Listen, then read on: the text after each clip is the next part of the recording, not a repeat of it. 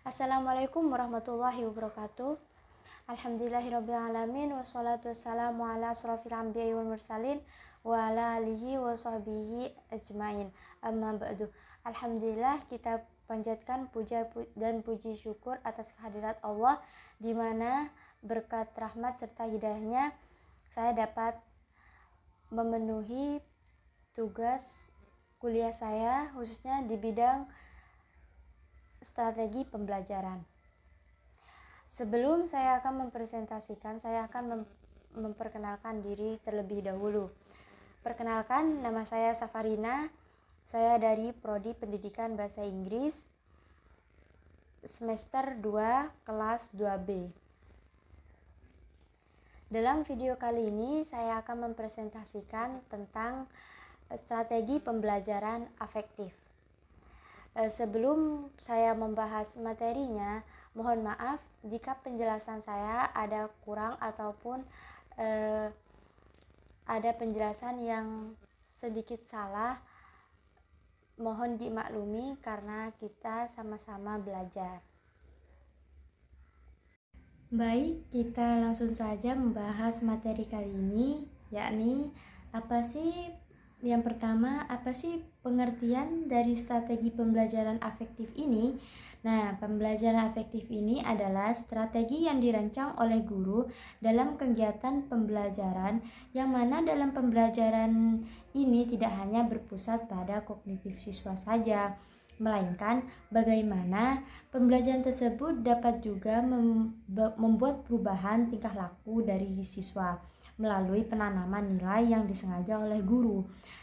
Yang dimaksud dari pernyataan tersebut adalah di mana pembelajaran afektif ini bukan hanya berpusat pada kognitif siswa saja, melainkan pada perkembangan sikap serta kepribadian siswa agar menjadi lebih baik lagi. Afektif peserta didik dapat mempengaruhi mutu pembelajaran dan hasil pembelajaran, karena pada afektif ini guru tidak berpatokan hanya pada kognitif siswa saja, melainkan pada sikap serta kepribadian siswa, sehingga afektif ini berpengaruh dalam pembelajaran serta hasil pembelajaran siswa tersebut. Nah, afektif ini diposisikan untuk penilaian proses dan hasil pembelajaran yang harus dilakukan secara berkesinambungan, sehingga dapat membantu guru untuk perbaikan pembelajaran yang lebih optimal. Nah, dalam afektif ini kita harus berkesinambungan dengan kognitifnya, sehingga dapat menciptakan pembelajaran yang lebih optimal lagi. Menurut David Caldwell 1964, ada 5 tahapan taksonomi afektif. Yang pertama, receiving, penerimaan, di mana siswa dapat menerima atau peka terhadap nilai-nilai yang akan datang. Yang kedua, responding, yaitu reaksi di mana siswa ini berperan aktif dalam proses belajar dan pembelajaran, seperti beraktif bertanya atau menjawab atau memberikan pendapatnya. Yang ketiga, valuing atau penilaian. Dalam penilaian ini siswa percaya terhadap nilai yang akan datang, nilai yang akan dia dapatkan. Yang keempat, organization, yakni menghubungkan nilai dengan nilai yang lainnya, lalu mengintegrasikannya dalam kehidupan sehari-hari. Yang kelima yaitu characterization, yang mana menginternalisasi nilai-nilai yang didapat menjadi pola hidupnya, di mana nilai-nilai apa yang didapat oleh siswa itu sehingga dipraktekkan pada kehidupan sehari-harinya sehingga menjadi pola hidupnya. Keterpenuhannya 5 taksonomi afektif tersebut ini merupakan telah tercapainya salah satu pilar yang telah dirumuskan oleh UNESCO, atau bisa yang disebut dengan learning to be, atau proses belajar untuk menemukan jati diri siswa. Yang B, proses pembentukan afektif. Adapun kriteria yang terkait dengan ranah afektif yaitu yang pertama pola pembiasaan. Pola pembiasaan ini langsung saya kasih contoh seperti seorang guru yang selalu memberikan hadiah kepada siswa yang berprestasi setiap kenaikan kelas, sehingga siswa tersebut berpikir jika saya ingin mendapatkan hadiah saya harus dulu mendapatkan ranking 1. Caranya dengan belajar giat. Nah, dalam keinginan awalnya ingin mendapatkan hadiah, siswa tersebut tanpa disadari akan selalu belajar dengan giat sehingga menjadi pembiasaan yang positif. Nah, adapun juga contoh lainnya seperti seorang guru yang selalu memberikan tugas terus-menerus pada muridnya sehingga para murid tersebut terbiasa dengan tugas-tugas yang sudah diberikan oleh guru. Yang kedua, pola modeling atau peniruan tingkah laku. Proses peniruan siswa terhadap orang lain yang menjadi idolanya atau seseorang yang dihormatinya. Contohnya seperti seorang siswa yang sangat mengidolakan teman yang selalu menjadi ranking 1, sehingga dia akan menstalking atau stalker dia, apa yang dia lakukan, seperti dia suka belajar atau membaca, sehingga siswa yang mengidolakannya akan mengikuti tingkah-tingkah laku siswa tersebut agar juga dapat mendapatkan nilai yang tinggi. Adapun juga contoh lainnya seperti seorang siswa yang mengidolakan gurunya yang dalam proses belajar mengajarnya itu sangat kreatif, aktif, sehingga siswa tersebut sangat mengidolakannya dan menirukan apa-apa yang dia lakukan. Adapun model-model pembelajaran afektif yaitu ada 3. Yang pertama model konsiderasi, yang mana proses pembelajaran yang dapat membentuk kepribadian bukan hanya perkembangan intelektual siswa saja. Maksudnya di mana proses pembelajaran ini kita dapat membentuk kepribadian siswa yang lebih baik lagi, bukan hanya perkembangan intelektual saja. Pengimplementasian model konsiderasi ini dapat juga seperti seorang guru yang memberikan tugas untuk dimusyawarahkan atau didiskusikan dalam satu kelas sehingga siswa tersebut dapat memberikan pendapat atau kritikannya terhadap suatu permasalahannya, sehingga siswa belajar bagaimana caranya saling menghargai atau saling menerima pendapat orang lain, sehingga membentuk kepribadian yang baik yang saling menghargai satu yang antara satu yang lainnya dengan yang lainnya. Yang kedua, model pengembangan kognitif, yang mana dalam model ini mengedepankan aspek kognitifnya yaitu intelektualnya. Yang ketiga, model mengklarifikasi perkembangan nilai.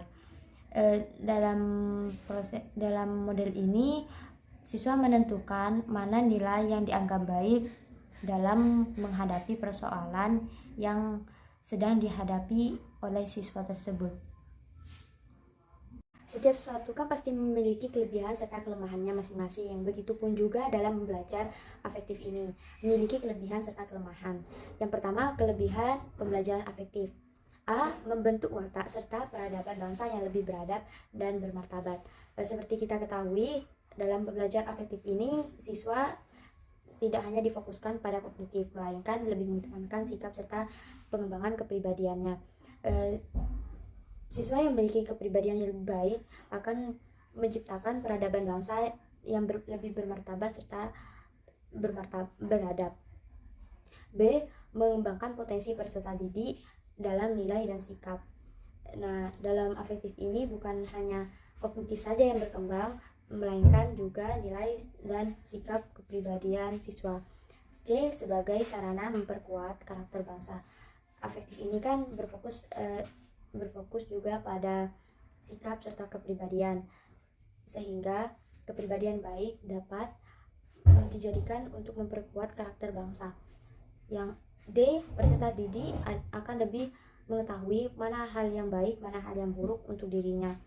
Karena setiap belajar kan tujuan belajar kita agar mengetahui mana yang baik dan mana yang buruk, sehingga siswa itu dapat memilah mana sesuatu hal yang baik untuk dirinya sendiri dan mana suatu hal yang buruk agar bisa dijauhi oleh dirinya.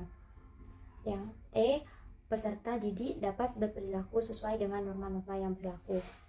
Karena siswa dalam belajar tahu mana yang baik, mana yang buruk, sehingga siswa dapat berperilaku sesuai dengan norma-norma yang berlaku pada kehidupannya. Atau bisa disebut atau juga dapat dikatakan hidup sesuai dengan aturan atau tidak melanggar undang-undang yang ada. Yang kedua, kelemahan pembelajaran afektif. A. Selama ini proses pendidikan yang terjadi di Indonesia ini cenderung diarahkan pada proses pembentukan kemampuan secara kognitif saja, sehingga proses secara afektifnya itu kurang lebih memadai. B. Sulit mengontrol karena banyaknya faktor yang mempengaruhi perkembangan sikap seseorang, yang mana faktor lingkungan ini menjadi salah satu kelemahan dari pembelajaran afektif, karena sangat banyak sekali sesuatu yang dapat mempengaruhi sikap seseorang. C. Keberhasilan pembentukan sikap tidak bisa langsung dievaluasi dengan cepat.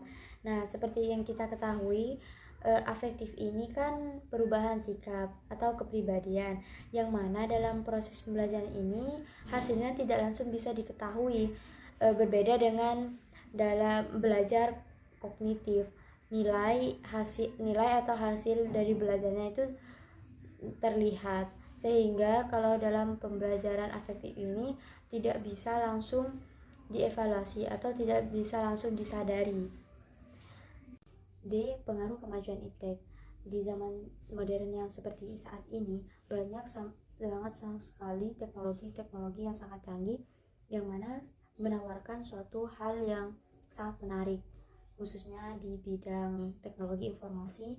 Contohnya seperti handphone, banyak program-program yang menawarkan suatu yang menarik atau suatu hal yang itu membuat sangat banyak diminati oleh orang. Game, video yang ada di YouTube, dan kebebasan mengakses internet, sehingga itu sangat mempengaruhi karakter anak.